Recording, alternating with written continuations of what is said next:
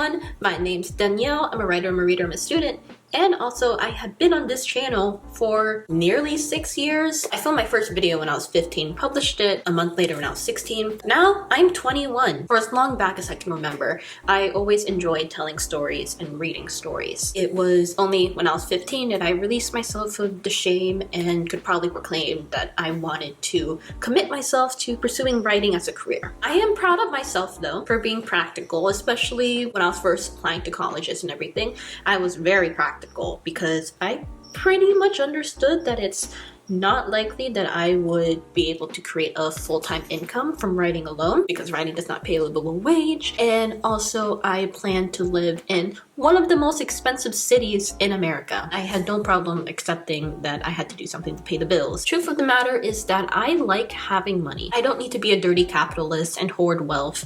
I don't want to be a billionaire, nor do I want to live below the poverty line forever. I would love the opportunity to support my loved ones and to care for them and to also have health insurance. I don't think that's too much of an ask. I've been in a much more introspective mood lately since I'm transferring out of community college and going to my first big boy college. I feel like the pandemic slowed my maturity. I finally feel like an adult responsible for her decisions, and I thought, what do I want to do? The perfect job, I'm realizing, does not exist, but it's something that pays me enough to support myself and one where I never stop learning. Like any other pretentious teenager, I thought about professorship. Frankly, career prospects felt light years away. Now though, I'm 21. A lot of my friends are entering the workforce. That is terrifying.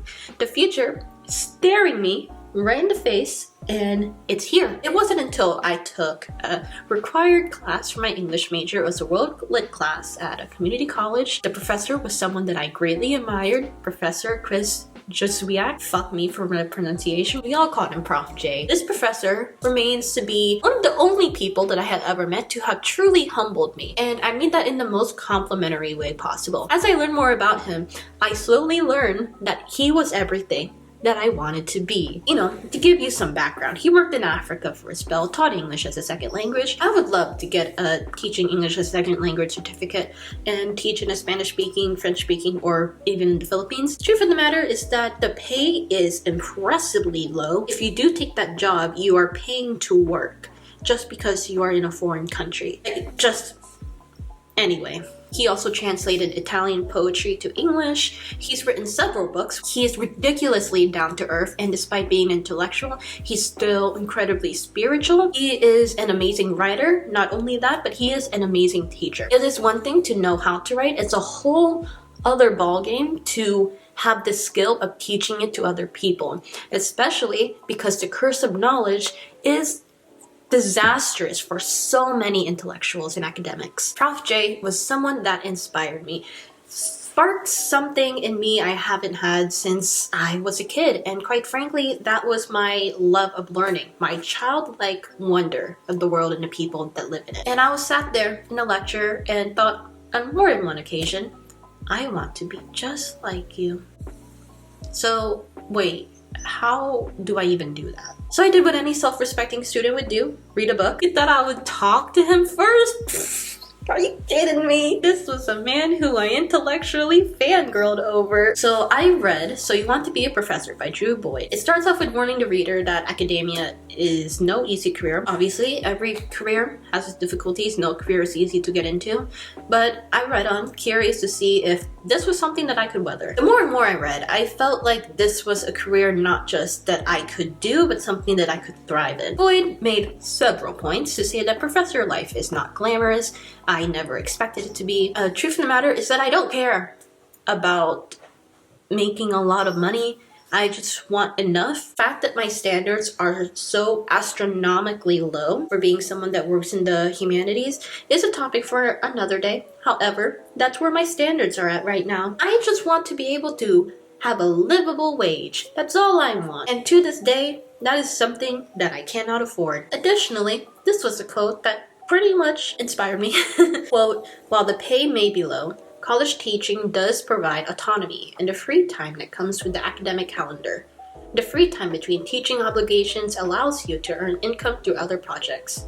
end quote, on page 33. The other projects in particular are maybe writing books. Being a professor would always give me the opportunity to teach, to learn, but also to write. Many of the networking tips that Boyd gave out are things that I'm already doing. I've been publishing since I was 12, and I'm also here on YouTube as well. I'm planning to get back into Medium. I'm also active in the writing community in my local area in Los Angeles. These are practical tips that I'm already doing just because I enjoy doing it. I think of the content that I like to consume, and my favorite genre is things that trick people into learning. I love game theory, answer and progress, pretty much all of BookTube. Boyd provides tons of resources and advice on the topic. Frankly, all I need to do is just put the hours in. Did y'all know people are more afraid of public speaking than literal death? I consider myself perfectly neutral to public speaking. I don't hate it, nor is it my favorite thing to do. I do it. I'm very comfortable sitting in front of like a seminar and giving a presentation on something that I have done prior research in. I love research, and I have some very strong opinions on effective ways to research. I love finding all these sources, primary and secondary, vetting them all, reading the papers. When you're reading a translated work in English and you find the original text and you find out that you can't actually read the original text in the original language, then you're able to truly understand the original text in the cultural context. I could go on all day. I love learning more than anything on this earth, as you can probably tell. I have my mother to thank for that. Also, the very rewarding part of having the opportunity to mentor people and to help them succeed. I have personally not had the opportunity to mentor someone else because right now I'm the mentee. I'm looking for someone to mentor me. But, you know, the idea of doing that in the future, very rewarding. Getting into higher education is an incredibly privileged option, and I am incredibly thankful to my family that have given me the resources to even think about doing this. So the more and more I learn about academia, the more I'm convinced that this is something that I can do. Is it going to be easy? Absolutely not. I am well aware that I could do everything right and still not make it.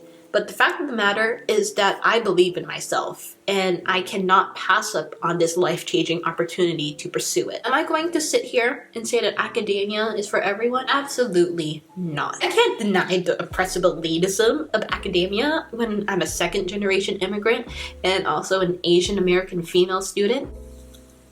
No, that would be me trying to convince you that the sky isn't blue. I'm not here to defend the institution of academia. I'm just here to tell you that my goals as an author haven't changed, but it's simply been altered a little bit. Because I started this channel when I was young. Things are always changing. And who knows, maybe next year I'll have moved to Montreal, started a little bookshop cafe, and gone off the internet forever and live in a hut.